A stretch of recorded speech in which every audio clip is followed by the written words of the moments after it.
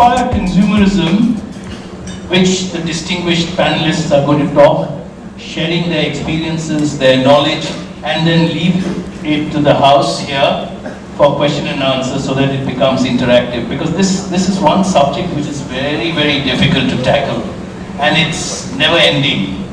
So, if you see in today's day and age, digital, I mean, this is how we've all become so close that it can either applaud and give us what we need in terms of helping make a brand find a place, or it can kill the brand. But of course, Kapil, Devashish, Ajoy, Sandeep, Shabnam, they all have their own point of view. So I'll request Kapil to start the sharing of his knowledge. Thank you, Mr. Sen, and a very good evening to one and all. A very interesting topic in terms of forest fire consumerism. I remember when I got this mail from the management of Asia Retail. It was something that I could immediately connect with because, you know, in my prior experience, we've seen a lot of fires. What's interesting to note is that how can you start a positive forest fire? I think my co-panelists would be having views on that as well. So first I want to define the term, what is a forest fire? Forest fire is an uncontrollable fire. A lot of us would have heard of these fires in the Australian forests, in the American forests. So at times you will also see that it started on purpose by some miscreants, and it becomes a challenge to actually douse it out, which at times becomes impossible. So coming to a retail perspective and coming to an online perspective, I'd also like to add that there's an organic offline perspective. Brands like Apple, you know, I think yesterday I was reading about the iPad 3, which has a screen resolution where you can play Blu-ray movies on it as well. So they have already initiated a forest fire on purpose. I'm sure when they launch their product, you will see thousands of people standing outside the stores, queuing up for the first iPad 3 or the iPhone. So that is what happens with iconic brands. But what's interesting is that you also see a flip of it, where, you know, there have been a lot of cases in the retail space where a consumer would beat the blue out of a brand, and they joined by the entire community would start voicing out opinions. What becomes very important at that point of time is how to manage the reputation. A lot of organizations at times disown it. A lot of organizations on the other hand put their hand up and say that yes, there was a genuine issue, we own up, and that is how they salvage their reputation immediately. So there are many ways of doing it. On the other hand, we have now realized that a lot of retailers on purpose would start a forest fire. You know, they would do some beta testing of a product. They would get some ambassadors to speak about it, some actual consumers to speak about it, to start following the launch of it from a soft launch to a proper launch, and actually starting the fire.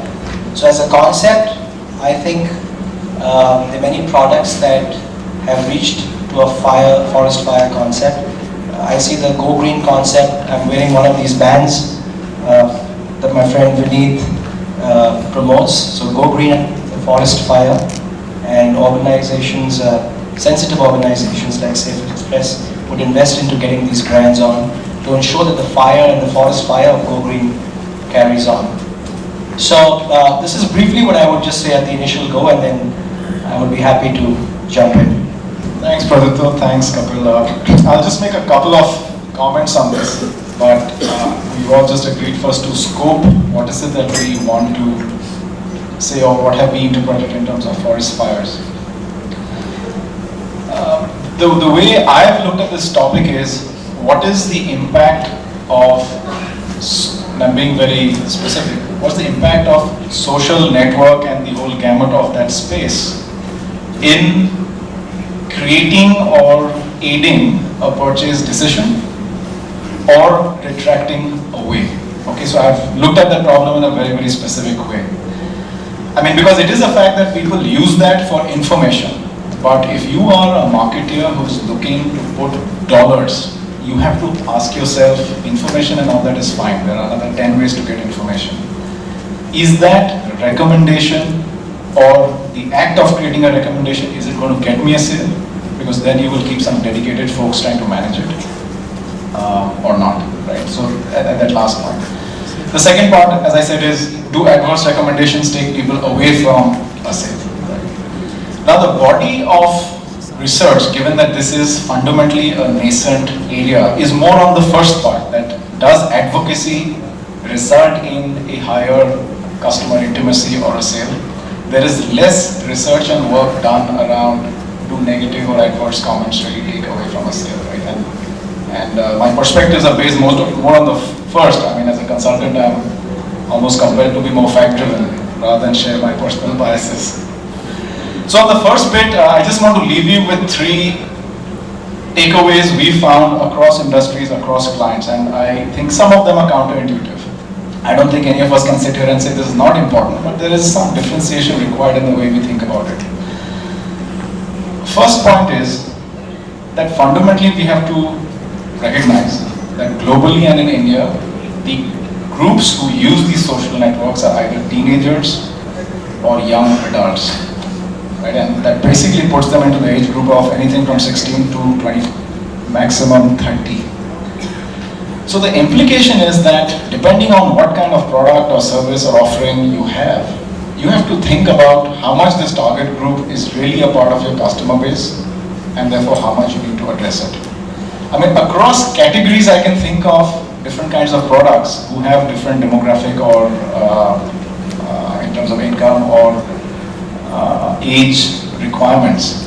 So message number 1 is one size fits all. I don't believe in it. I don't think your marketing budgets require it. The second thing is, you will see a lot of examples being quoted around successful social network campaigns.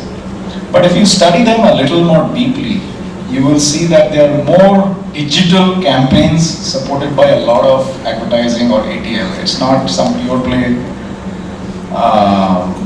social network phenomena which has created something just going viral, right? And I won't quote Apple because that one example takes a lot away and hides a lot more than it sort of gives. So message number 2 is, yeah, you need to look at these social networks in terms of a holistic campaign around advertising, digital, and the whole works to really get that engagement going. It's not just about, has somebody written something about my product. The last point is that the data cuts both ways. I will reserve my view because I don't think we know enough about it. All I'm saying is you all as marketers need to know a little bit about it. I was just sharing with my co-panelists, it's a little bit like, you know, every day there's something in the papers which say having a little bit of wine is good for you, and then next in the paper it says, no, it's not good for you. Social media, unfortunately, is in that domain. I really mean it. I'll quote 2 non-AT Kearney surveys which sort of reflect my sentiment and perspective. One is by Forbes and one is by Harvard Business Review. Forbes found out that heavy social media users have lower average purchase baskets in the US. This is not an India study. And part of the hypothesis was that some heavy social media users are actually less active offline, and that's why they are heavy social media users. I don't want to take a position, I don't think it's important to take a position, but at least statistically over thousands and thousands of samples. One of the advantages of doing this kind of research on the digital media is every sample base is a few thousands, right? Because you just have to sample the data. So that's one takeaway I would like to leave with you. The second, the Harvard Business Review article, and something which is supported by our AT Kearney work, is that there is a segmentation of people who actually go against the grain because they want to be differentiated.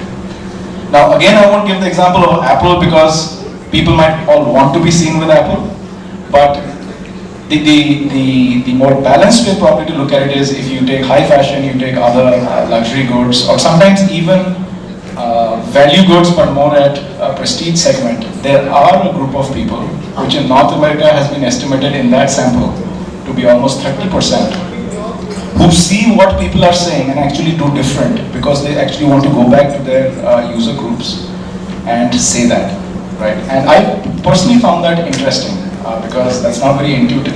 But these are large sample, very respected researchers which has come out. So in summary, what I would say is it is important, it needs to be taken cognizance of, but each of us need to know a lot more about our customers and how their engagement can affect us and how what we need to do to engage with them, rather than jumping up and increasing our budgets by X% and then trying to figure out what we need to do.